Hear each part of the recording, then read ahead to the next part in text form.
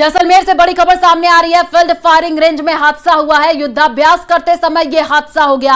हादसे में सेना के 4 जवान घायल हुए हैं। पोखरण अस्पताल में उनको भर्ती करा दिया गया है। 2 जवानों की हालत गंभीर बताई जा रही है। तो जैसलमेर से आपको ये बड़ी अपडेट दे रहे हैं, जहां पर फील्ड फायरिंग रेंज में हादसा हो गया है। युद्धाभ्यास किया जा रहा था और उसी दौरान जो है हादसे की खबर सामने आई है और इस हादसे में सेना के 4 जवान घायल हो गए हैं, जिनको पोखरण अस्पताल में भर्ती करा दिया गया है। 2 जवानों की हालत गंभीर बताई जा रही है। तो जैसलमेर से ये बड़ी अपडेट आपको दे रहे हैं, जहां पर फील्ड फायरिंग रेंज में ये हादसे की खबर सामने आई है। युद्धाभ्यास जो है किया जा रहा था और उसी दौरान ये हादसा हो गया। हादसे में सेना के 4 जवान घायल हो गए हैं। ज्यादा जानकारी के लिए संवाददाता सावलदान हमारे साथ जुड़ चुके हैं। सावलदान, 4 जवान घायल हुए हैं, अभी उनकी स्थिति क्या बनी हुई है, क्या अपडेट है पूरे मामले में? देखिए Ayushi, Pokhran field firing range का ये पूरा मामला और बीएसएफ के जो ये सेना के जवान बताए जा रहे हैं, जो युद्धाभ्यास फील्ड फायरिंग रेंज में कर रहे, जिसमें शॉर्ट फॉल होने से ये हादसा हुआ और इनके शरीर में गंभीर चोटें रही, जिनका पोखरण जिला अस्पताल में उपचार जारी है। और बीएसएफ के कमांडेंट है रणवीर सिंह मौके पे पहुंचे और अस्पताल पहुंचते कुशल सैन पहुंची और लगातार चिकित्सकों की टीम है वो बीएसएफ के जवानों का उपचार कर रही है। जी आयुषी, ठीक है, आप नजर बनाकर के रखिए, अपडेट आपसे लेंगे। फिलहाल शुक्रिया तमाम जानकारी साझा करने के लिए। तो फील्ड फायरिंग रेंज में हादसे की एक खबर सामने आई है, जहां पर युद्धाभ्यास करते समय हादसा हुआ है और 4 जवान घायल हो गए इस हादसे में, हालत गंभीर बनी हुई है। तिरुपति मंदिर देश के सबसे बड़े मंदिरों में से एक है और यहां हर साल करीब 3 करोड़ श्रद्धालु दर्शन करने के लिए आते हैं, यानी रोजाना करीब 82,000 श्रद्धालु तिरुपति मंदिर में भगवान वेंकटेश्वर स्वामी के दर्शन के लिए आने वाले श्रद्धालुओं को जो है प्रसाद के तौर पर लड्डू दिए जाते हैं। उन्हीं लड्डुओं को लेकर यह बड़ा पर्दाफाश हुआ है। हालांकि विवाद के बाद सरकार का कहना है कि जिस कंपनी से घी लिया जा रहा था उससे जो है अब खत्म कर दिया गया है करार और उसे ब्लैक लिस्ट किए जाने की तैयारी है। इसी पर देखिए रिपोर्ट।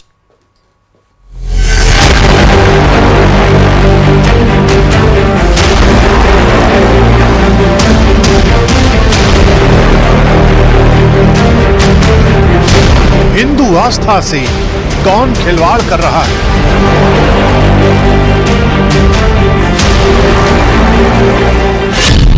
बालाजी के भोग को कौन अपवित्र कर रहा है?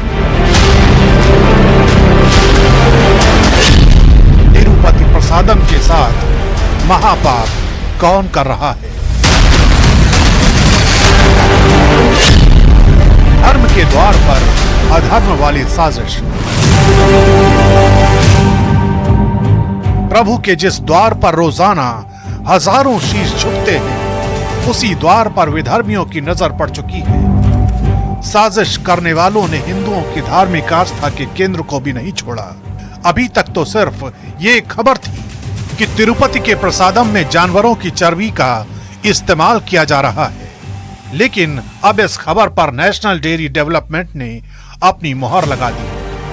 यानी धर्म के द्वार पर अधर्म वाली साजिश को अंजाम दिया जा रहा था।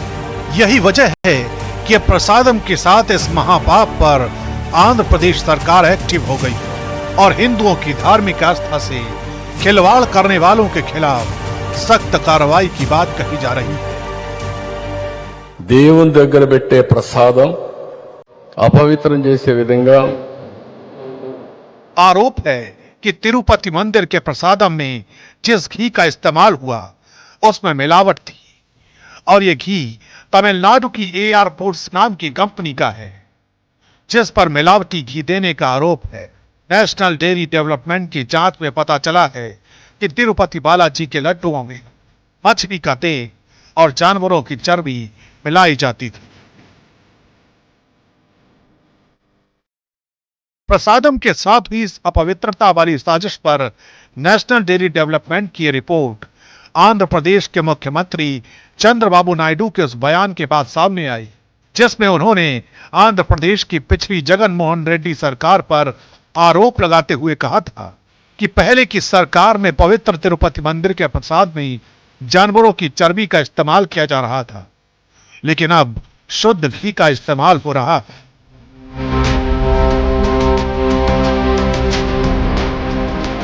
जगन मोहन रेड्डी पर चंद्रबाबू नायडू के आरोपों को राज्यसभा सांसद वाईबी सुब्बा रेड्डी ने खारिज कर दिया।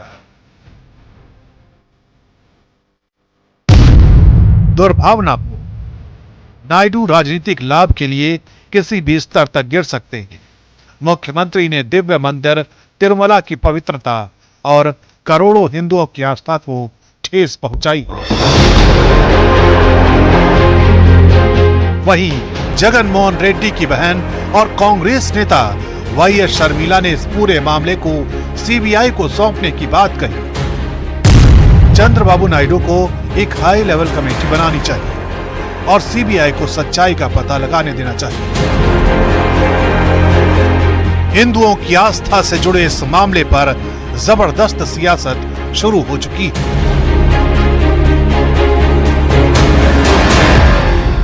बालाजी दर्शन के बाद पिलग्रिम्स वो लड्डू लेते, प्रसाद, बालाजी का प्रसाद। वो लड्डू में जगन मोहन रेड्डी का टाइम में 2019 से 2024 तक वो लड्डू का बनाने के लिए प्योर काऊ घी हम यूज करते टीटीडी। उसमें daily 14 tons of cow ghee we are using for making laddu prasadam, but unfortunately that was adulterated. दर्शन करने के बाद हर एक आदमी लड्डू खाता, लड्डू ले जाता, अपने गांव को दे जाता, अपने देश को लेकर सबको बांटता।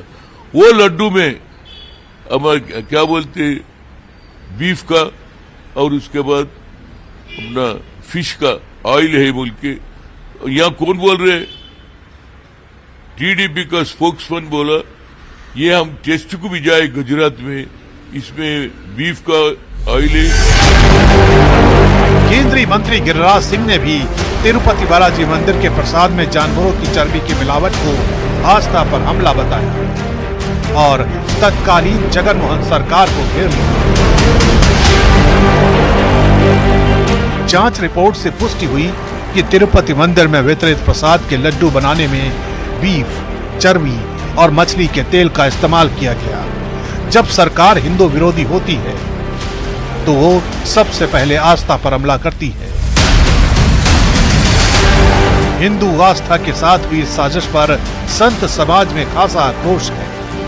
संत समाज इसे चर्बी जिहाद के तौर पर देख रहा है।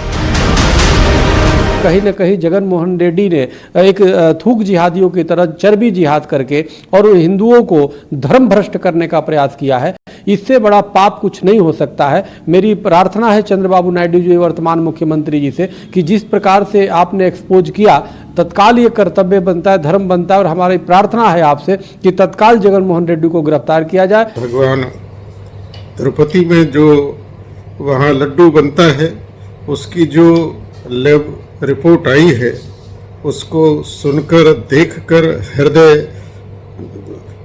आज बहुत द्रवित है, बहुत आक्रोश भी है और कहीं ना कहीं गहरा दुख है। सवाल यही है कि आखिर किसके इशारे पर धार्मिक आस्था के केंद्र में भ्रष्टाचार का भोग लगाया जा रहा था? कौन इस साजिश में पर्दे के पीछे से मिलावट वाली कहानी लिख रहा था?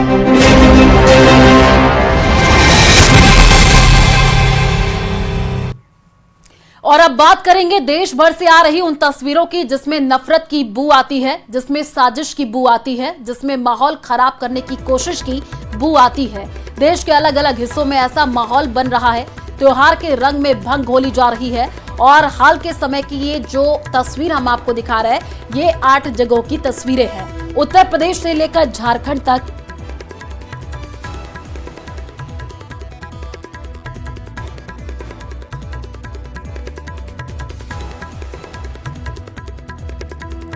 तो ये देखिए तस्वीर आपको दिखा रहे हैं, उत्तर प्रदेश से लेकर झारखंड तक और महाराष्ट्र से लेकर के कर्नाटक तक हर जगह मजहब के नाम पर कहीं ना कहीं माहौल खराब की जा रही है।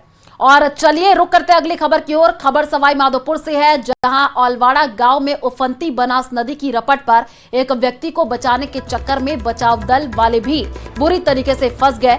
बड़ी मुश्किल से उनकी जान बच पाई है। पानी में बहे एक युवक को जब सिविल डिफेंस की टीम तलाश कर रही थी, तब वह तो वहां नहीं मिला। रपट के पिलर के सहारे सिविल डिफेंस का ही एक व्यक्ति दूसरे को बचाने के चक्कर में फिसल गया और नदी में जाकर के गिर गया। तभी रस्सी से बंधी ट्यूब युवक की तरफ फेंकी गई। युवक जैसे रपट के किनारे आ गया, दोनों उसे पकड़ करके ला रहे थे, लेकिन रास्ते पर काई जमी होने से जो है सिविल डिफेंस के दोनों युवक नदी के बहाव में बह गए। इस दौरान एसडीआरएफ की टीम के 2 लोग मोटर बोट लेकर के आए, लेकिन उसमें भी पानी भर गया। तस्वीर आपको टीवी स्क्रीन पर दिखा रहे हैं। आप देखिए कि एक को बचाने के चक्कर में दूसरे व्यक्ति का जो पैर है वो फिसल गया और सिविल डिफेंस के दोनों युवक बहाव में बह गए। समय रहते ही जो है इनको बचाया गया। बड़ी ही मुश्किल से दोनों को बाहर निकाल लिया गया।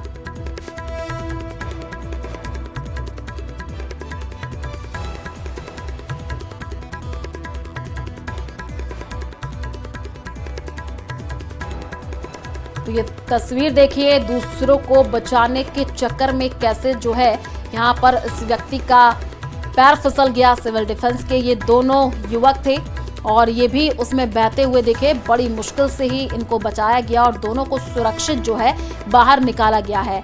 आप देखिए ये तस्वीर, आप देख पा रहे हैं कि कैसे जो है इनको बचाने की कोशिश की गई। समय रहते इनको बचा लिया गया और पानी में बहते हुए ये नजर आए।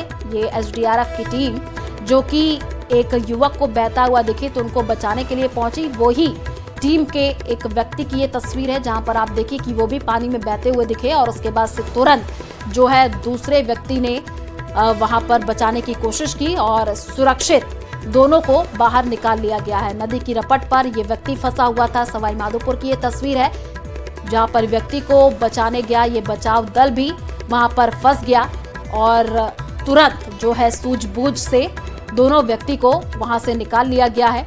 आप तस्वीर देखिए। प्रतापगढ़ में लगातार बारिश का दौर जारी है और बीती रात 1 घंटे तक मूसलाधार बारिश के बाद सड़कों पर पानी बह रहा है। लगभग सभी बांध भी लबालब हो चुके हैं। प्रदेश के सबसे ऊंचे 31 मीटर भराव क्षमता वाले जाखम बांध पर 15 सेंटीमीटर की चादर चल रही है। लगातार हो रही बारिश से प्रदेश का सबसे ऊंचा 31 मीटर भराव क्षमता वाला जाखम बांध ओवरफ्लो चल रहा है। यहाँ पर 15 सेंटीमीटर की चादर चल रही है। जिले के बजरंगगढ़ और बर्डिया और साथ ही साथ हमचाखेड़ी, गोदाला, बोरिया, भवर, सेमला आदि बांध भी लबालब भरे हुए हैं। उसकी भी तस्वीरें आई हैं। फिलहाल आप देखिए कि सड़कों पर जल भराव की स्थिति देखने को मिल रही है, जिससे लोगों को काफी समस्याओं का सामना करना पड़ रहा है। अजमेर आना सागर झील के लगातार छोड़े जा रहे पानी के कारण ग्रामीण क्षेत्रों में काफी नुकसान की खबरें सामने आई हैं। फसल खराबी के साथ ही कई गांव में पानी भरा हुआ है। वहीं सबसे ज्यादा जो नुकसान है वो भावंता गांव से जाने वाली नदी में हुआ है, जहां कई सड़कें और रपट के साथ ही पुलिया टूट गई है, जिसके कारण आवाजाही भी प्रभावित होने लगी है। खेती बाड़ी तक